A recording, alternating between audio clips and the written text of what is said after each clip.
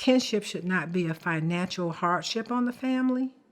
Family taking care of family should be supported and not ignored. Well, we've raised 7 grandchildren with the 3 that are left. We fostered 41. In December of '92, we got a phone call that a granddaughter of ours was in foster care. This was the daughter of my son, and he did not tell us. And so we went to court to get custody of her. But what happened was she was born medically fragile, and the hospital had told my son that there was nothing they could do to save her. And so he walked away from the hospital and never looked back. We were what they call the relative placement at that time, and there was no services. We were given a medically fragile baby and a diaper bag with some diapers, and that was it.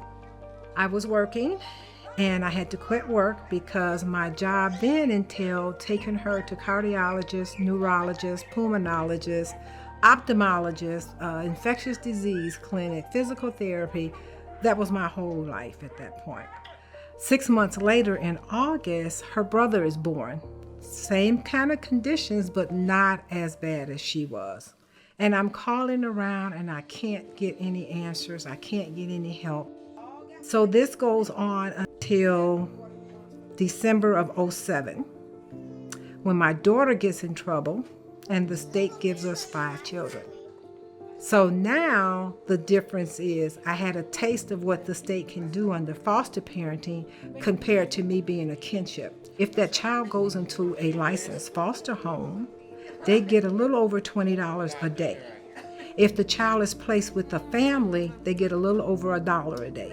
So it's a big, like a $19 difference. The child's needs are the same. They still need shoes and food and clothes and school supplies and all of that.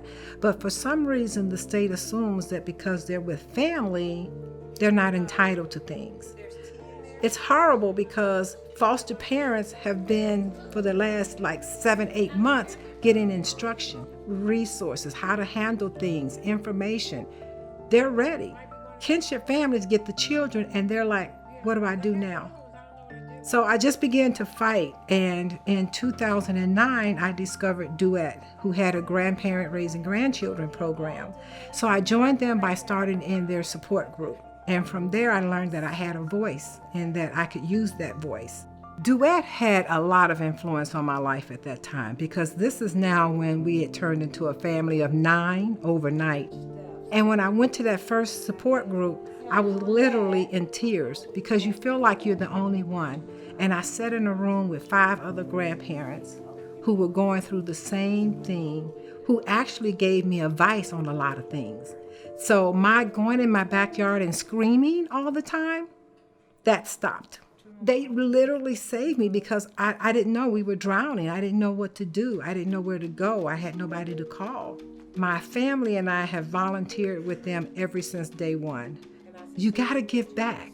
This is an organization that's a nonprofit, and they have funds, but we don't want them to use all the funds. If we can volunteer and help them out, those funds can be used for other things.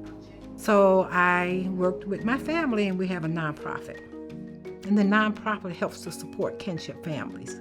And so now I get to go into these families and give them the information and the knowledge and the know-how to be able to make their family successful. And so when you're talking to grandparents, they never get a chance to say, I'm suffering grief. I've lost my biological children, although I'm helping my grandchildren.